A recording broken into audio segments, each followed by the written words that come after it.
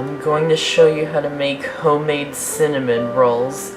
I'm going to show you how to make the dough by hand, but you can use a machine if you like.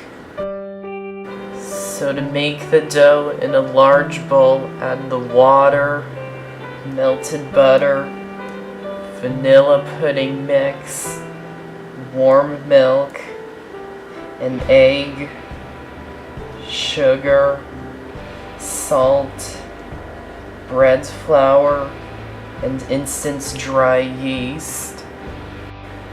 Mix all the ingredients together well, and once it comes together, turn it out onto a lightly floured work surface and knead it for about 5 minutes until a smooth dough forms. When you press your finger into the dough, if it bounces back, it means the dough is perfect and will rise properly. Place the dough into a large bowl that has been greased, and turn the dough over a few times to make sure the dough is coated in it as well. Cover it in plastic wrap and set it aside in a warm place for about 1 to 2 hours. It's okay if it doesn't double in size. Then once the dough is risen, turn it out onto a lightly floured work surface and roll it out until it's roughly a 12 by 20 inch rectangle. And spread some softened butter all over the dough. You can use any amount you like, just as long as it's between the amounts given. Then to make the cinnamon sugar filling, in a small bowl, add the brown sugar and the cinnamon and mix them together until well combined. Then sprinkle the cinnamon sugar all over the rolled out buttered dough.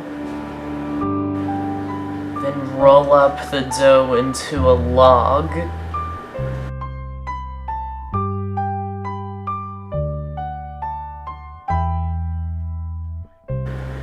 Then cut out 16 pieces from the log. It's better to use a piece of dental floss rather than a knife, because a knife really squashes the shape of the cinnamon rolls. If the dental floss is flavored in any way, make sure you wash it really well. It's okay if it doesn't come off 100%. Then place the cinnamon rolls into a greased 9 by 13 inch baking pan. Then cover the cinnamon rolls in a clean kitchen towel and let them rise again in a warm place for about 45 minutes. Meanwhile, preheat the oven to 350 degrees. Once the cinnamon rolls have risen, they should look like this. Place them into the oven and bake them for about 15 to 20 minutes. While they're baking, you can make the cream cheese frosting.